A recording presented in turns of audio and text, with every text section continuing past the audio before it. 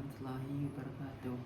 Perkenalkan, nama saya Muhammad Raihan Yasir Ninto dengan NIM 2022 1221004. Saya akan menjawab pertanyaan UTS pada kemarin sebelum menjawab pertanyaan UAS. Yang pertama,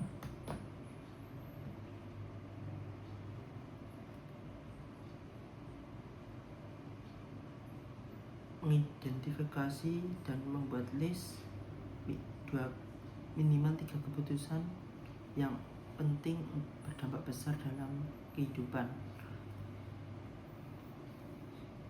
Yang pertama, jawaban saya adalah saya setelah lulus kuliah memutuskan membuka usaha sendiri karena saya sangat suka berbisnis dan ingin terus belajar bagaimana mengembangkan usaha.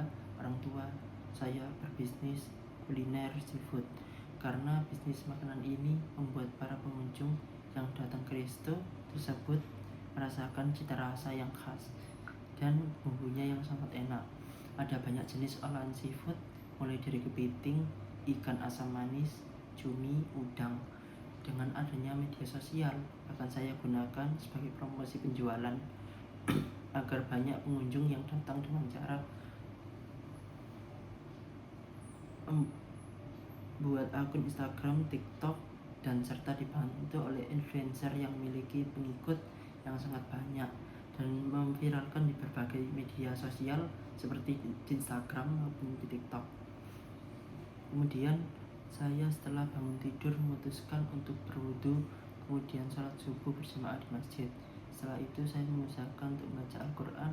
Kemudian saya mencoba menulis beberapa hal yang ingin saya capai agar capaian tersebut mencapai target, seperti menjadi sukses di bidang yang ditekuni di bisnis sendiri, memperoleh prestasi atau pencapaian yang membanggakan dalam bidang tertentu, mengubah gaya hidup menjadi lebih sehat, mengembangkan sikap positif, atau belajar hal baru yang bermanfaat, dan bisa lulus kuliah 4 tahun. Kemudian selanjutnya, pilih dan tuliskan dengan jujur satu keputusan penting dan berdampak di antara 3 list yang saat ini sedang atau akan segera dihadapi. Keputusan ini sangat penting karena akan menentukan arah perkembangan profesional saya ke depan serta mengaruhi keseimbangan antara kehidupan pribadi dan pekerjaan. Saya sedang mempertimbangkan apakah akan melanjutkan pekerjaan saya saat ini, mencari peluang baru yang lebih menantang, atau bahkan mencoba bidang yang berbeda sama sekali. Kemudian yang selanjutnya, jelaskan mengapa keputusan ini penting dan berdampak krusial bagi masa depan mahasiswa.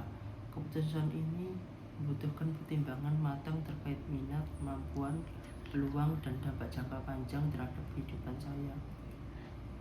Kemudian yang selanjutnya,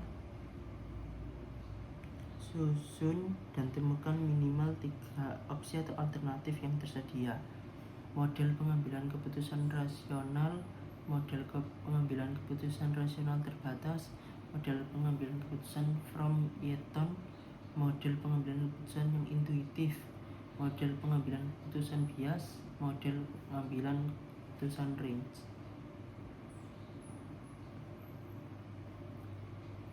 Selanjutnya, identifikasi dan lakukan penilaian terhadap setiap opsi, misal probabilitas, potensi, resiko, manfaat, dan dampak jangka pendek maupun jangka panjang. Probabilitas keberhasilan, seberapa besar kemungkinan opsi ini berhasil mencapai tujuan yang diinginkan. Potensi resiko, identifikasi resiko yang mungkin muncul, finansial, operasional, reputasi, dan tingkat keparahannya. Manfaatnya, keuntungan atau nilai positif yang dapat diperoleh dari opsi ini. Dampak jangka pendek, efek atau konsekuensi yang akan terasa dalam waktu dekat, misal 1-6 bulan. Dampak jangka panjang, efek atau konsekuensi yang akan terasa dalam kurun waktu lebih lama, misal 1 tahun ke atas. Selanjutnya, pertanyaan yang ketiga, buat keputusan, pilih opsi dan rencana aksi. Pilih dan jelaskan keputusan terbaik berdasarkan analisis yang sudah saudara lakukan. Saya sedang mencari lokasi terbaik untuk membuka resto seafood. Selanjutnya, rancang action plan pribadi untuk mengeksekusinya. Simulasi Monte Carlo.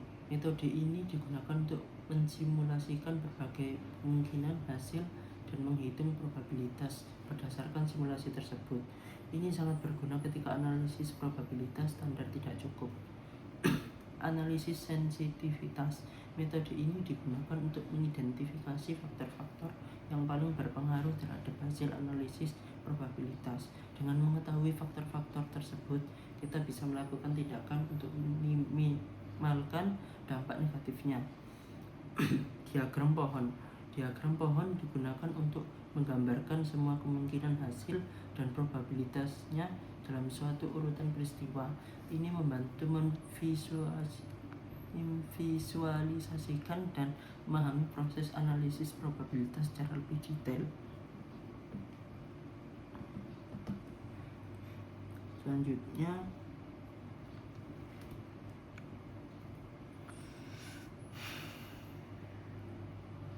cost benefit analisis untuk langkah 3 atau tools lainnya. Mengukur nilai untuk setiap biaya dan manfaat.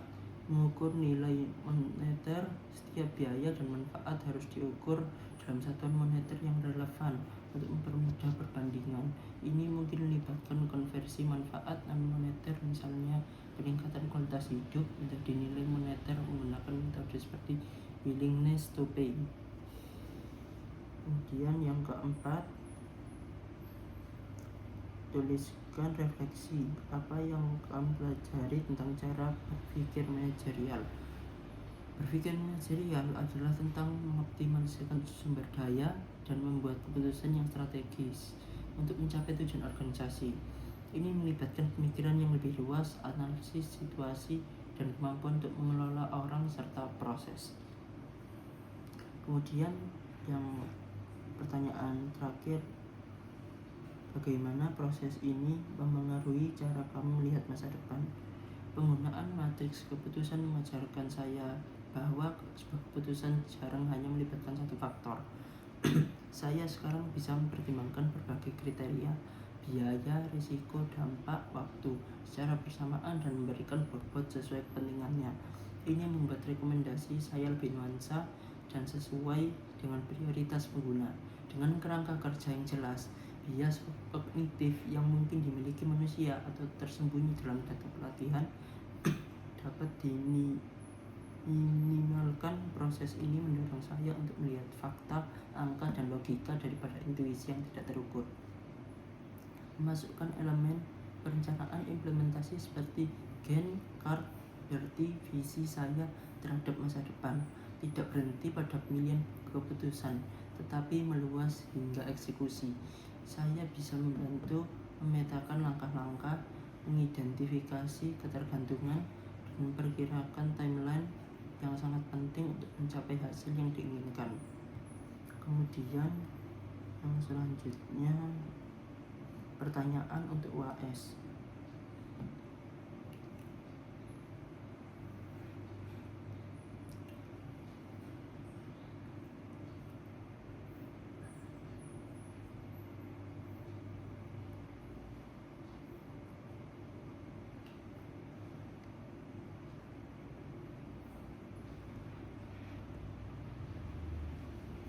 Cara saudara meminimalisir bias dalam proses pengambilan keputusan tersebut.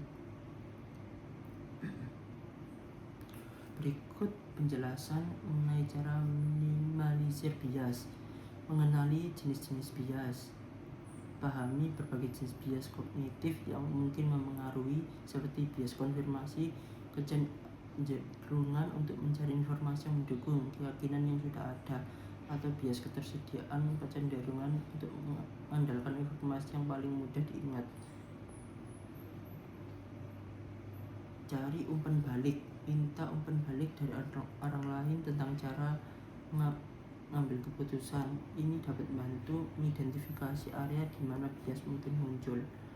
Kumpulkan informasi yang objektif, jangan hanya mengandalkan satu sumber informasi. Cari informasi dari berbagai perspektif dan sumber yang kredibel untuk mendapatkan gambaran yang lebih lengkap. Gunakan data yang objektif dapat membantu membuat keputusan yang lebih berdasarkan fakta dan mengurangi pengaruh bias emosional. Libatkan orang lain, mintalah pendapat dari orang lain yang memiliki latar belakang dan pengalaman yang berbeda. Perspektif yang beragam dapat membantu Anda mengidentifikasi bias yang mungkin dilewatkan. Buat tim pengambilan keputusan yang beragam. Jika memungkinkan, libatkan orang-orang dengan berbagai latar belakang dan pengalaman dalam proses pengambilan keputusan. Keberagaman ini dapat membantu untuk menghindari jebakan pemikiran yang sama. Selanjutnya, tinjau kembali keputusan. Setelah membuat keputusan, luangkan waktu untuk mengevaluasi hasilnya. Apakah keputusan tersebut mencapai tujuan yang diinginkan? Apakah ada dampak yang tidak terduga? Mengidentifikasi dari kesalahan. Belajarlah dari kesalahan yang mungkin dibuat. Tinjau kembali proses pengambilan keputusan untuk melihat di mana bias mungkin muncul dan bagaimana dapat memperbaiki di masa depan. Selanjutnya, terus belajar. Mengambil keputusan adalah proses yang berkelanjutan. Teruslah belajar tentang bias dan bagaimana cara menghindarinya untuk meningkatkan kemampuan pengambilan keputusan dari waktu ke waktu.